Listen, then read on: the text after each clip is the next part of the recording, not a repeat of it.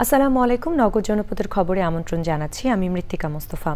এখনকার সংবাদ আয়োজন একই সঙ্গে চ্যানেলের ইউটিউব চ্যানেলে এবং চ্যানেলের ওটিটি প্ল্যাটফর্ম আইস্ক্রিনে লাইভ স্ট্রিম হচ্ছে। যাচ্ছি বিস্তারিত প্রসঙ্গে। রংপুর বেগম রোকেয়া বিশ্ববিদ্যালয়ের সামনে পুলিশের গুলিতে কোটা আন্দোলনের অন্যতম সমন্বয়ক আবু সাইদ নিহত হয়েছেন। আহত হয়েছেন 50 জনেরও বেশি। বরিশালে আন্দোলনরত শিক্ষার্থীদের সাথে ছাত্রলীগের ধাওয়াপাল্টা ধাওয়া হয়েছে। দিনাজপুরে সংঘর্ষে আহত হয়েছেন কমপক্ষে 12 জন। চট্টগ্রামের মুরাদপুরে ব্যাপক সংঘর্ষ হয়েছে। কোটা সংস্কার দাবি ও আন্দোলনরতদের উপর হামলার প্রতিবাদে সারা দেশে বিক্ষোভ সমাবেশ চলছে। প্রতিনিধিদের পাঠানো তথ্য ভিডিও চিত্র নিয়ে রাজীব আহমেদের রিপোর্ট।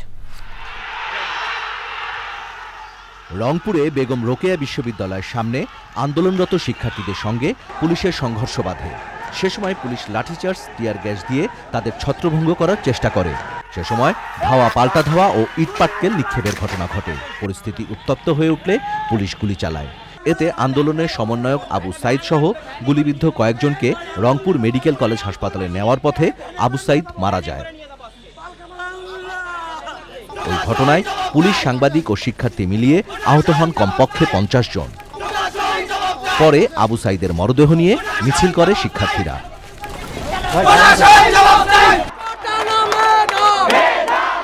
ক্লাস ও পরীক্ষা বন্ধ রেখে বিক্ষোভ মিছিল করেছেন রংপুর মেডিকেল কলেজ ও কমিউনিটি মেডিকেল কলেজের শিক্ষার্থীরা। বরিশাল সরকারি বিএম কলেজের মসজিদ গেট এলাকায় কোটা আন্দোলনকারী এক শিক্ষার্থীকে মারধর করে ছাত্রলীগ কর্মীরা। সে সময় দুপক্ষের সংঘর্ষ বাধে। দিনাজপুরে আন্দোলনকারীদের সাথে ছাত্রলীগের সংঘর্ষে আহত হয়েছেন কমপক্ষে 12 জন। চট্টগ্রামের মুরাদপুরে কোটা আন্দোলনকারীদের সাথে ছাত্রলীগের ধাওয়া পাল্টা ধাওয়া ও সংঘর্ষের ঘটনা ঘটেছে। রাজশাহীতে বরেন্দ্র বিশ্ববিদ্যালয়ের শিক্ষার্থীরা মূল ফটকের সামনে রাজশাহী ঢাকা বাইপাস সড়কের খড়খড়ি এলাকায় অবস্থান নেন। এ সময় তারা হামলার প্রতিবাদ ও কোটা সংস্কারের দাবি জানান। ময়মনসিংহে বিক্ষোভ মিছিল ও সমাবেশ করেছেন কোটা সংস্কার আন্দোলনকারীরা। কুষ্টিয়া মেডিকেল কলেজের শিক্ষার্থীরা ক্যাম্পাসে বিক্ষোভ মিছিল ও সমাবেশ করেন। যশোর পলিটেকনিক্যাল ইনস্টিটিউট ও মেডিকেল কলেজের শিক্ষার্থীরা সড়ক অবরোধ করে বিক্ষোভ করেছেন।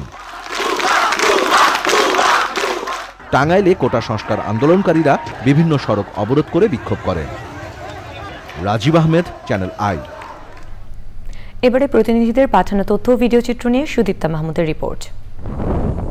পেনশন স্কিম প্রত্যাহারের দাবিতে 12 দিন ধরে কর্মবিরতি পালন করছেন পটুয়াখালী বিজ্ঞান ও প্রযুক্তি বিশ্ববিদ্যালয়ের কর্মকর্তা কর্মচারীরা। কর্মসূচিতে বক্তব্য রাখেন বিশ্ববিদ্যালয়ের অফিসার্স অ্যাসোসিয়েশনের সভাপতি সাইদুর রহমান জুয়েল, সাধারণ সম্পাদক ওয়াজক কুরুনি, কর্মচারী ইউনিয়নের সাধারণ সম্পাদক সেলিম রেজা ও অন্যরা। বরিশাল নগরে বাড়ির প্ল্যান অনুমোদনে কেউ ঘুষ চাইলে সরাসরি মেয়রকে জানানোর আহ্বান জানিয়েছেন সিটি মেয়র আবুল খায়ের আবদুল্লাহ খোকন শেরনিয়াবাদ। ভবন মালিকদের সঙ্গে মতবিনিময় সভায় তিনি এসব কথা বলেন। বরিশালে অনুষ্ঠিত হয়েছে বাংলাদেশ অ্যাস্ট্রোনমিক্যাল অ্যাসোসিয়েশন এবং প্রকৃতি ও জীবন ক্লাবের আয়োজনে অ্যাস্ট্রো অলিম্পিয়াড। রেজিস্ট্রেশন করা 202 জন শিক্ষার্থীর মধ্যে এই পরীক্ষায় অংশ নেয় 102 জন শিক্ষার্থী। বাছাই পর্বে প্রধান অতিথি ছিলেন বরিশাল মেট্রোপলিটন পুলিশের কমিশনার জিহাদুল কবির। সারা দেশের ধর্মীয় সংখ্যালঘুদের উচ্ছেদ, ভূমি দখল ও নির্যাতন নিপীড়ন বন্ধের দাবিতে চাঁদপুরে বিক্ষোভ সমাবেশ করেছে হরিজনরা।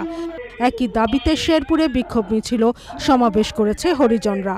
চুয়াডাঙ্গার দামুড়হুদা উপজেলার কোষাঘাটা গ্রামে সফল উদ্যোক্তাদের সম্মাননা ও নগদ টাকা দিয়েছে ওয়েব ফাউন্ডেশনের আয়োজনে পল্লী কর্ম সহায়ক ফাউন্ডেশন। গাজীপুর সদর উপজেলা পরিষদের উন্নয়ন সমন্বয় কমিটির সভা হয়েছে। প্রধান অতিথি ছিলেন সংসদ সদস্য আক্তারুজ্জামান। চুয়াডাঙ্গায় জেলা আইন শৃঙ্খলা কমিটির মাসিক সভা হয়েছে। সাতক্ষীরায় ইজারা ও নিষ্পত্তি শীর্ষক সফটওয়্যার সৃজন সংক্রান্ত অংশীজন পরামর্শ কর্মশালা ও মতবিনিময় সভা হয়েছে। সাতক্ষীরায় মৌলবাদ, সাম্প্রদায়িকতা, সন্ত্রাস, নৈরাজ্যের বিরুদ্ধে নারী সমাবেশ হয়েছে।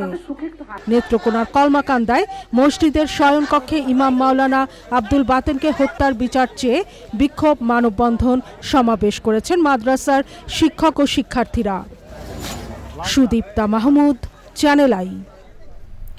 নগর জনপদের খবর আজকের মতো এই পর্যন্তই। পরবর্তী কৃষি সংবাদ দেখার আমন্ত্রণ জানিয়ে শেষ করছি। ধন্যবাদ সবাইকে।